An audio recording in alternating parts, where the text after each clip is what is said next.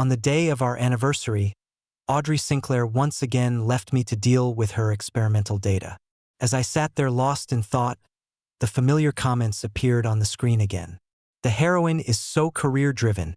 She's really dedicated. She's just a bit oblivious, but she truly loves the hero. The heroine must be feeling sad too, not being able to spend their anniversary together. This time, I didn't comfort myself with these comments as I had done before. Instead, I took out my phone and began composing a breakup text. After all these years, I'm exhausted. Even with this God's eye view of our relationship, I no longer want this silent and invisible love. Ding! Story Shots reminds you to click the subscribe button at the bottom right corner to read the full novel. From a very young age, I could see floating comments. That's how I knew early on that Audrey Sinclair was the main female character of this world. And I was her one and only male lead. The first time I discovered this was in primary school. As a child, I had a big appetite, and the packed lunch my mom prepared for me was never enough. One time, after finishing my own lunch, I longingly eyed Audrey's portion. Audrey had a small appetite, but she always brought a lot of food. So after eating, there was always a pile left in her lunchbox. Noticing my gaze, she spoke with a hint of disdain. "Are you really that hungry?" Although Audrey and I were friends, I knew she was just teasing me. But for a child, hearing such words can't help but make you feel embarrassed. That's when I saw the floating comments. As expected of the female lead, so cool even as a child. She says that, but won't she end up giving her food to the male lead anyway? Cold on the outside, warm on the inside from a young age, oddly cute. I didn't know what the comments meant exactly.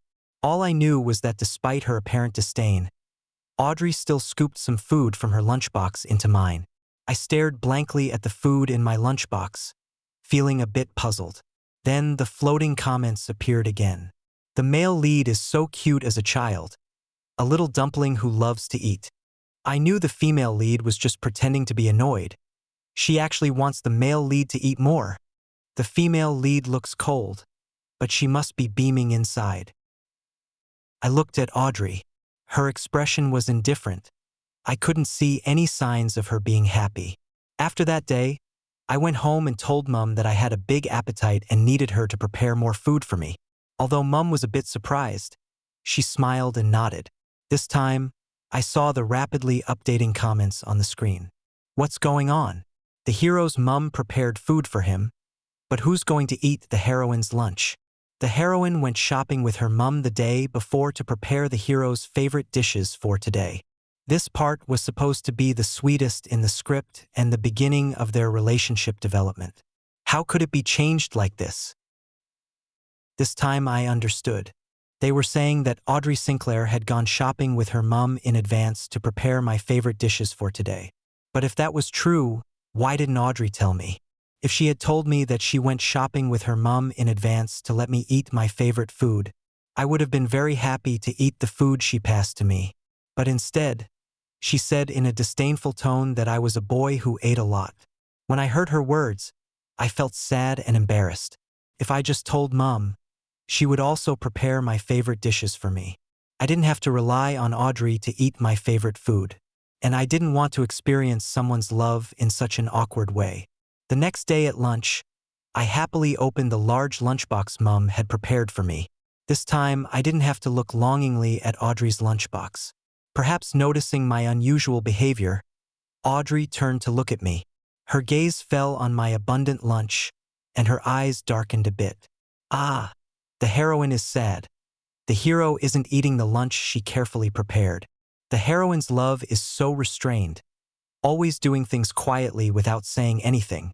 Putting myself in the heroine's shoes, I'm heartbroken. I found those comments a bit strange. They could know Audrey's thoughts because they had an omniscient perspective. But from my perspective, I only knew that she looked down on me for eating a lot. Although she would eventually pass the food to me, I felt very embarrassed. I didn't like this approach, but they called it restrained love. This restrained love seemed to be the underlying tone of Audrey Sinclair's character. When it was time for secondary school entrance exams, I performed exceptionally well and ended up at the same prestigious school as Audrey. On the first day of school, she was waiting at the entrance. But when she saw me, she turned her face away somewhat coldly. "I can't believe someone as thick as you managed to get into this school," she said. As expected of the genius girl, so cool when she speaks. She must have been so happy when she found out the main character got in, but she's acting so aloof in front of him. The female lead clearly knew it was the first day of school and waited here specifically for the male lead.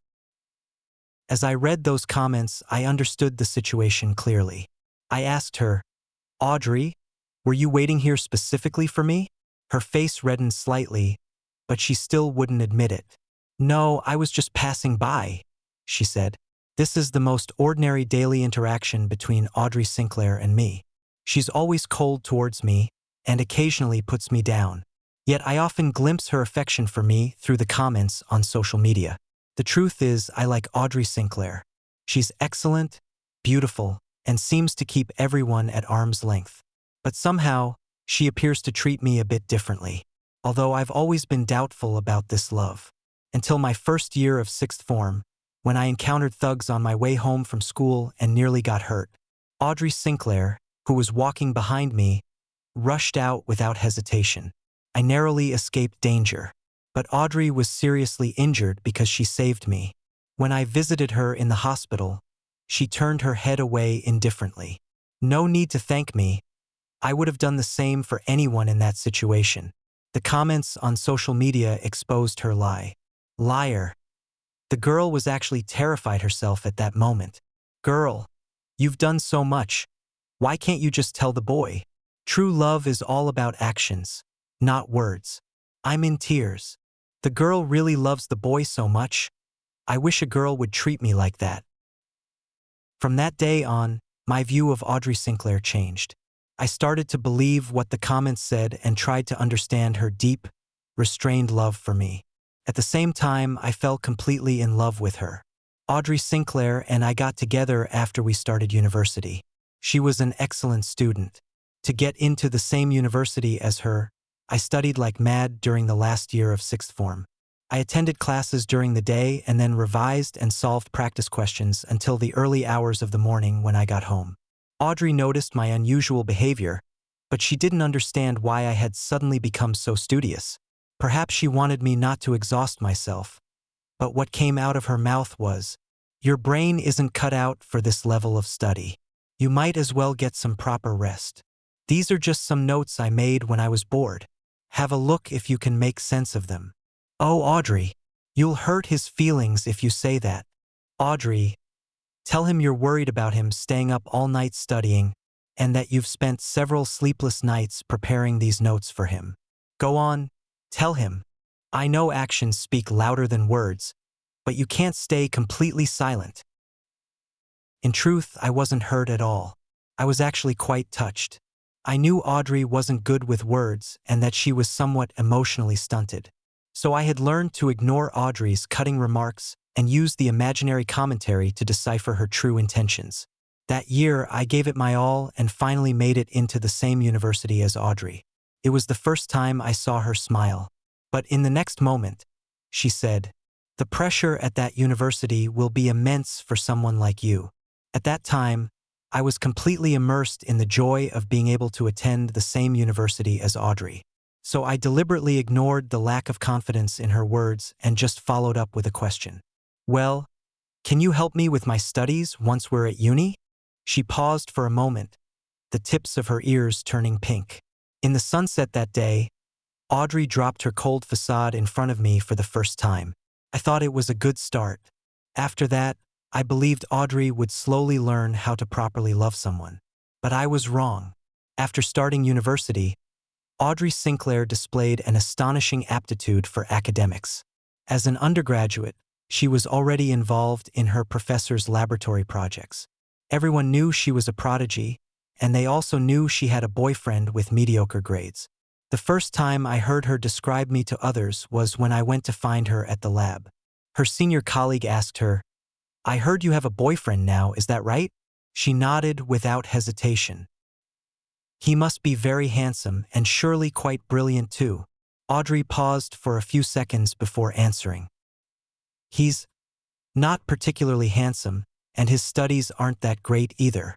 Her colleague looked puzzled. But getting into our university is already quite an achievement. How can his studies not be good? That's when I heard Audrey say, he barely scraped into our university, and he didn't really care much for studying before year 13. I stood by the door listening, feeling a bit disheartened. Although what she said wasn't wrong, I had just managed to get into this university. The effort I put in for my A-levels and all the practice papers I'd done were very real. While I might not be on par with Audrey, it wasn't fair to say my studies aren't that great. But in Audrey's words, I was a boyfriend who didn't take his studies seriously and wasn't particularly exceptional. However, at this moment, the online comments were calling it sweet. It's like that feeling of a genius girlfriend doting on her silly boyfriend. Even though the guy's a bit dim, she still likes him. The way she says these things is so sweet, pretending to be annoyed but probably beaming inside. Can I be assigned one of these genius girlfriends too? I'm willing to be the silly boyfriend. As I read these comments, I felt utterly confused. I brought up this matter directly with Audrey Sinclair. Faced with my inquiry, she appeared somewhat indifferent. But everything I said is true, she stated. Even getting into our university was a bit of luck for you, just scraping by the entry requirements. Although we're in a relationship, I'm not comfortable with lying. If this upsets you, I apologize. At that moment, my emotional defenses nearly crumbled. I wanted to shout and ask her why she liked me if she thought I wasn't exceptional or had no redeeming qualities. Suddenly, I realized that for all these years, I had only learned of Audrey's affection through online comments. She had never expressed her love to me directly. So I lifted my head, looked straight into Audrey's eyes, and asked her, Audrey, do you truly love me? She looked at me, her expression moved, but unable to utter a word. I spoke again. Audrey, tell me, do you truly love me? At this point, the online commenters were going frantic. Audrey, speak up. Tell him you love him. Audrey, if you can't say it, at least give him a hug. Oh my God. With Audrey's personality, I beg you not to push her anymore. I couldn't understand. Was expressing love to one's partner really so difficult? Finally, Audrey said, Barkley, this has nothing to do with whether I love you or not. Of course it does. I needed to feel loved. After that day, my relationship with Audrey Sinclair became strained. But every day, I would receive a takeaway delivery. I knew it was ordered by Audrey. The heroine is so thoughtful, still ordering takeaway for the hero every day even after they've had a row. If I were the hero, I'd have cooled off just seeing this. Come on, hero, give the heroine a way to make up. She's falling apart. But in this relationship, she wasn't the only one hurting. I was just as upset. Something that could have been resolved with a hug or a few words. Yet we resorted to this awkward method instead. And everyone seemed to agree with this approach, thinking I should be the one to extend an olive branch. But it was Audrey who had made the mistake. I had imagined many scenarios of Audrey coming to find me. But I never thought that when Audrey did come to me, it would be for someone else's sake. I had just left the professor's laboratory when Audrey Sinclair approached me. The leading lady is finally coming to apologize. That's a first, someone whispered. I hope the main couple makes up soon. I want to see them go on a date together. Another voice chimed in. Please, please, my OTP needs to reconcile. A third person pleaded. But I knew that apologizing wasn't in Audrey's nature. Sure enough, Barkley, I heard you applied for the research project in Germany, she said. I looked at her, my eyes full of confusion. One of our lab juniors also wants to go for this project, but there's only one spot available. He's very talented in this field, and this project would be a rare opportunity for him. I understood her meaning. Audrey, isn't this opportunity just as rare for me? I asked. Or do you think I'm mediocre and would be wasting such an opportunity? She frowned slightly. Barkley, that's not what I meant, she said. This project doesn't align with your specialization, but it's more suitable for that junior. The project in Singapore is also a great opportunity and more in line with your field of study. Despite my anger, I took a deep breath to calm myself. You know that project doesn't match my specialization, I said. So do you know how hard I've worked to secure this opportunity? You're right. I'm not naturally gifted. Unlike you and that junior, I wasn't invited to join the lab early on. Even my chance to enter the lab was obtained by pleading with one professor after another. This past year, I've been in the lab from dawn till dusk, running experiments and analyzing data, just to earn this chance. And now you're telling me that you think someone else is more talented and better suited for this project, trying to convince me to give it up. After I finished speaking, Audrey Sinclair's lips were tightly pressed together, and she remained silent. Barkley, what are you doing? Audrey is just worried about the pressure you'll face changing your field of study. Someone chimed in. Barkley, stop berating Audrey. She truly loves you. Another voice added. Audrey fought hard with the department to get you that spot on the Singapore project. Don't misunderstand her intentions. Yet another person exclaimed. I frowned. They were saying that Audrey had secured a place for me on the Singapore project. But she had never asked if I even wanted it. If she had told me she was worried about me falling behind and that's why she did it, I would have calmly discussed it with her. I would have explained my academic aspirations to her. I would have told her why I wanted to go to Germany. But Audrey didn't. If it weren't for these comments, I wouldn't have felt an ounce of love from Audrey. I began to slowly lose faith in our relationship.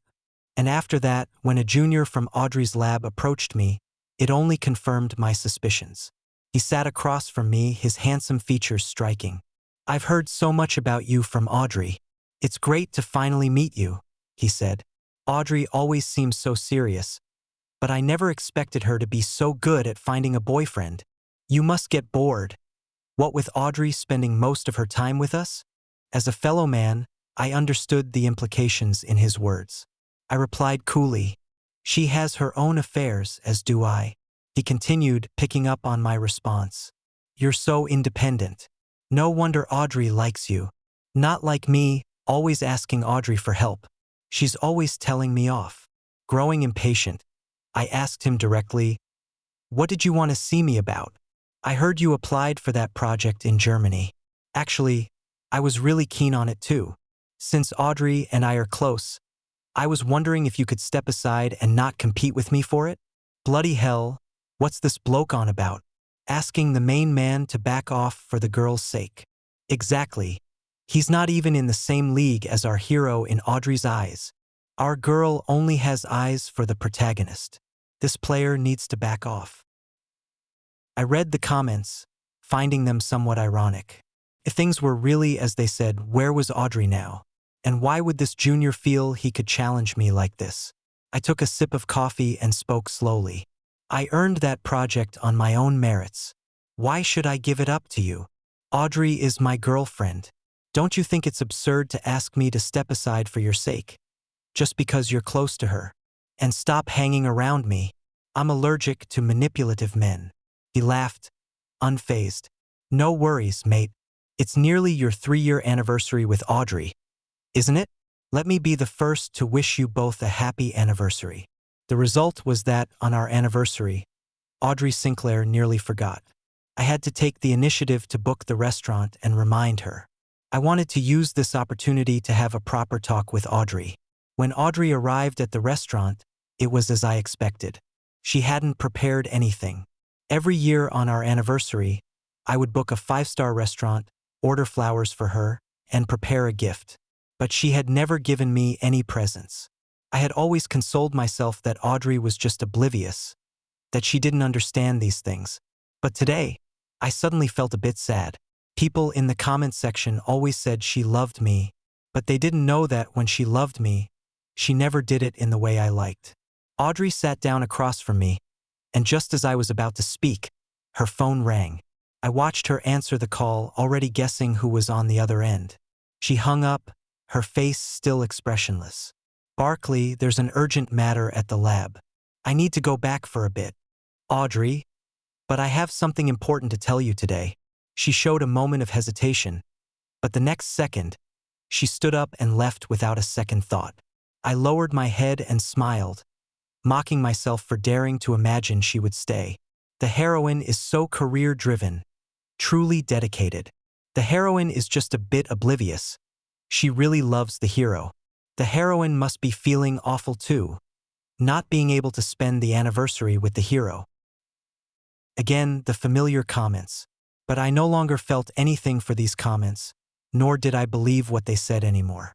I didn't want this kind of silent and invisible love anymore. So I opened my phone and sent that breakup text. Audrey, let's break up. Perhaps Audrey Sinclair doesn't understand why I want to break up with her just because she missed one anniversary. After all, in our 3 years of dating, this isn't the only anniversary she's missed. On our first anniversary, I had carefully prepared a surprise for her. But when I presented the gift, she still looked bewildered. Later, I found out that Audrey didn't even know it was our anniversary. That was the first time Audrey and I had an argument. I asked her why she didn't take our anniversary to heart. She said it wasn't like that, but she never made any effort to make amends. I returned to my dormitory alone. Later, the comments section was full of people saying Audrey was heartbroken and crying in secret. I felt guilty, thinking I should understand Audrey's obliviousness. After all, she truly loved me. So, in the middle of the night, I went out alone to look for the secretly weeping Audrey. That time I saw Audrey's tears. I even felt like I was the worst person in the world. Afterwards, I patiently explained to Audrey how to love someone. I told her that love needs a sense of ceremony. I thought she would learn gradually. But on our second anniversary, when she appeared before me, she still hadn't prepared any gift. I was very upset. But the comments section was trying to persuade me. Try to understand the main girl's personality. As someone with social anxiety, it's really hard to give gifts in public. The main girl just doesn't understand romance. It doesn't mean she doesn't love the main guy. Main guy, you need to see through the surface to understand the main girl's love. Things like this happened again and again, to the point where, in the end, every time Audrey upset me, I would habitually look at the comments section, searching for evidence of her love for me. But now I don't want to anymore. I had thought that given Audrey Sinclair's personality, even if we broke up, she wouldn't have any reaction. In my eyes, she was the epitome of calm and rationality.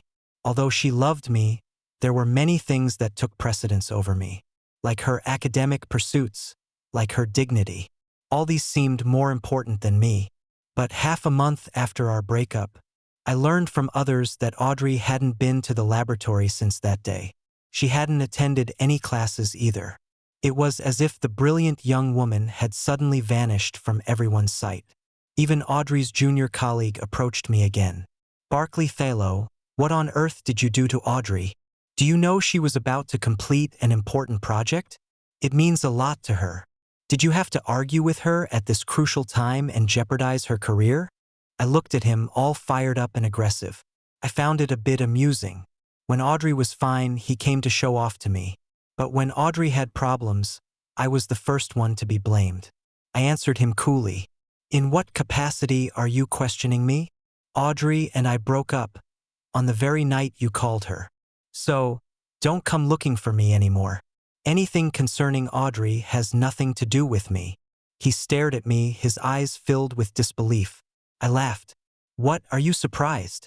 Did you think Audrey was such a wonderful girlfriend that I wouldn't break up with her? But isn't this good news for you? Now you can pursue her openly. Instead of sneaking around, trying to undermine someone else's relationship. He was momentarily speechless and could only leave. The main character does have a point. What the female lead did wasn't quite right this time. Don't be like that. The female lead is already miserable enough. The main character suddenly breaking up with her must feel like her world is falling apart. Has the main character really given up on the female lead? Poor thing. She must be crying alone again. In the past, I might have felt sorry for Audrey and softened my resolve. But does Audrey truly love me? Perhaps separating is the best outcome for both of us. I stopped following Audrey Sinclair's movements and focused on preparing for my exchange project to Germany, even though the comment section was filled with mentions of her every day. After a period of depression, Audrey was dragged back to the laboratory by her supervisor. Already quiet and reserved, she became even more reclusive. Every day after finishing her experiments, she wouldn't speak to anyone. The poor girl is so pitiful. She doesn't like anyone else, only the male lead, and yet he treats her like this. Can't the male lead go and see her? They were together for 3 years after all. Even in this situation, she hasn't told the male lead how she feels. She's too patient. Indeed, even though things had come to this, she wouldn't ask me why we broke up, let alone tell me she loved me. Audrey's love was invisible and intangible to me, yet everyone seemed to think she was deeply in love, searching for signs of her affection in the smallest details. If I had continued to accept that kind of love, it would have been truly miserable. But after I broke up with her, another girl appeared. Her name was Cecily Paxton. She showed me a completely opposite kind of love to Audrey's. We first met during a competition, and initially we only exchanged WhatsApp numbers because of the event. However, later on, the news of my breakup with Audrey Sinclair spread like wildfire. Everyone was criticizing me as a cad, accusing me of betraying Audrey's sincere affection. It was during this time that Cecily Paxton began to show concern for my well-being. How could I not see through her intentions? So I told her straightforwardly, I've just ended a relationship and have no thoughts of dating. Besides, I'm soon leaving for Germany. She merely laughed and said, Barclay Thallow, you underestimate my love. I didn't take her seriously. After all, the comments online had also claimed that Audrey loved me to the bone, but I had experienced that kind of love. It was nothing special. However, Cecily soon proved to me through her actions that she wasn't just all talk. Cecily was considered one of the prettiest girls at university, known by many. Yet, she would wait for me every morning downstairs with breakfast. When others asked who she was waiting for, she would proudly announce, I'm pursuing Barclay Thallow from the biology class. With daily breakfasts and gifts without fail, everyone soon knew she was courting me. Perhaps because her expression of love was so contrary to Audrey's, I was perplexed. Cecily, don't you feel embarrassed? The whole university knows you're pursuing me. If I don't accept you in the end, won't you be mocked? She seemed utterly unconcerned. So what? Liking you isn't something to be ashamed of. You're so exceptional, you have every right to reject me. I considered this possibility before I started. As I listened to her words, it felt as if my heart had been suddenly struck. In all these years, I had never heard Audrey say anything like this. Is this Cecily, the second female lead? I don't remember her being in the original script. Never mind that. Doesn't anyone else think she truly has the capacity to love? I'm suddenly shipping her with the male lead. Oh, my poor female lead, when will you appear? Will you reconcile with the male lead?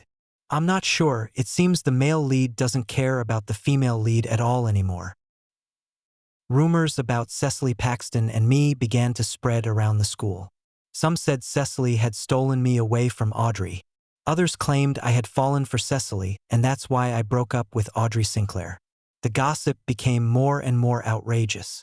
So much so that when our team faced Crispin Sinclair's team in the competition, everyone looked at us with contempt and disdain.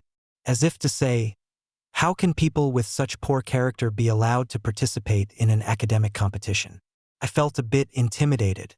Although I knew I had done nothing wrong, this was the first time I had been so blatantly exposed to others' malice. Cecily smiled at me.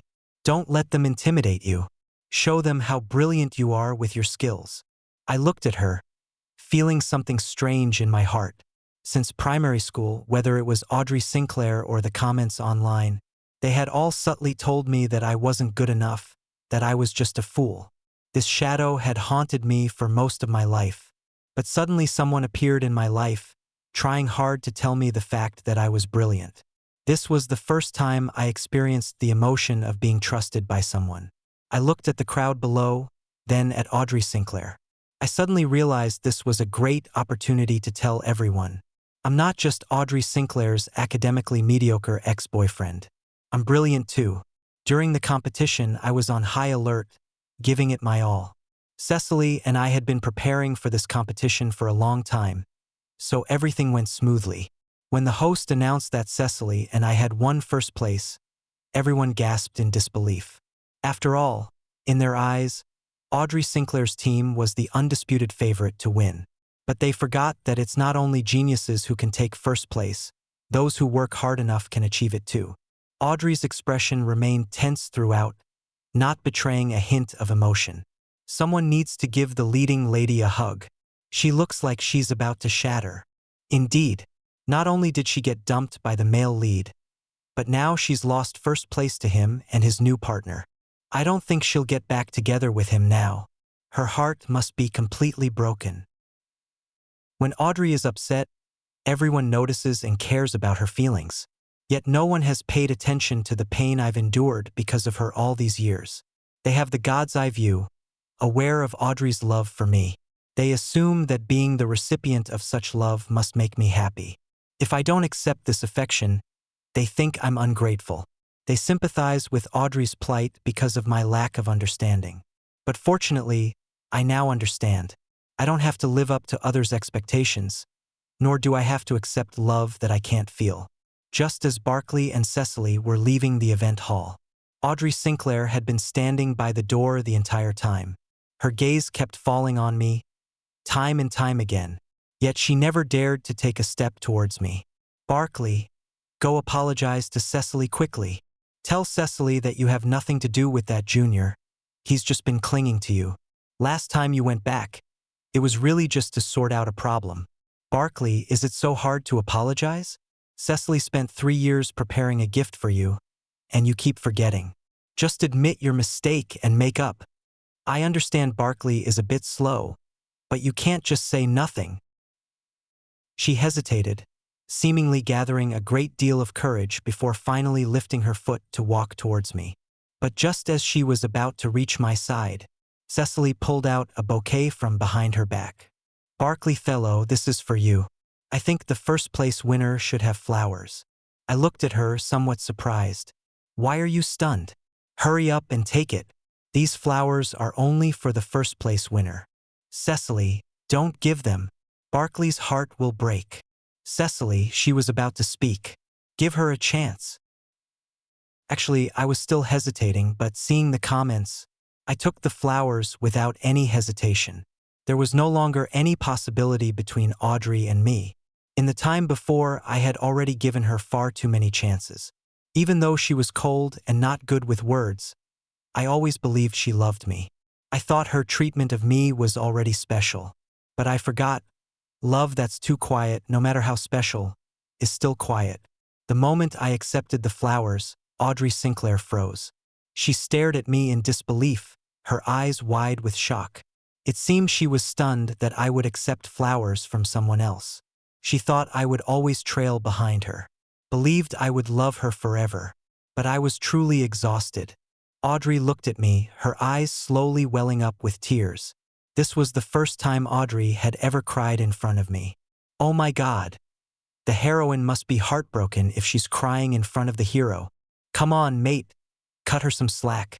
It's not easy for someone like her to love. The hero's just trying to get a reaction from her, right? He just wants to know if she cares about him. Doesn't he? Please don't let this end badly. I wasn't trying to upset Audrey. I just wanted to tell her that we couldn't be together anymore. I believe love should be expressed openly, not hidden behind a mask of indifference. Leaving the one who loves you feeling cold and hurt. Audrey Sinclair struggled to walk towards me. In front of everyone, she asked me, "Don't you want me anymore?" In an instant, all voices disappeared. Everyone held their breath, waiting for my answer. Barkley, don't abandon Audrey. She truly loves you. She's even crying. Barkley, give Audrey another chance. Isn't this supposed to be a sweet romance? Oh my goodness. It's not just Audrey who's broken. I'm shattered too. However, when I was with Audrey, she had never expressed any affection. I broke up because I couldn't feel any love. Yet somehow I've become the villain? At this moment, another type of comment appeared. Audrey has barely said 2 words throughout, and now that Barkley is being pursued by someone else, she comes to ask if he doesn't want her anymore. Isn't that a bit ridiculous? Exactly. Audrey has never affirmed Barkley, always denying him. Does anyone really like this kind of love? I agree with the above. If some kids watch this kind of show, they might develop wrong values, thinking that being oppressed is love. I support them breaking up too. This show is getting more and more problematic. Looking at the comments, I felt somewhat relieved. After all this time, finally, some people could understand me. I turned to Audrey and smiled faintly. Audrey, you're not an object, so it's not about not wanting you. We've simply broken up. As for the reason, I do owe you an explanation. It's that, after all these years, I felt so little love from you. I'm tired. Her lips trembled. Barkley, are you saying that all these years, you've never felt love? I shook my head. No, there was some, but too little. She seemed to be struck by my words, almost losing her balance. In the end, her seniors came to support her as she left. After that day, I never saw Audrey Sinclair again. I was also busy preparing for my move to Germany.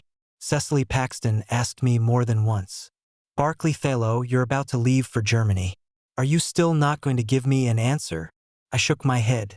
Although I was grateful for Cecily's appreciation and admiration, my last relationship experience taught me that one shouldn't blindly enter into a romance. Cecily, if it's meant to be, we'll meet again. Of course. I sincerely wish you find your true happiness soon. The day I left for Germany, Cecily Paxton came to see me off. Unexpectedly, just as I was about to go through security, I caught a glimpse of Audrey Sinclair in my peripheral vision. She stood there, staring at me with a lost look in her eyes. Finally, she opened her mouth and said something. By reading her lips, I made out what she said. Barkley, I love you. I felt a mix of relief and melancholy. I knew she loved me. I just couldn't feel it myself. But now, none of that mattered to me anymore. After today, I would board a flight to Germany to pursue my academic dreams. I was no longer anyone's leading man, nor the boyfriend of a genius girl. I was just myself. Audrey Sinclair, I no longer need your love.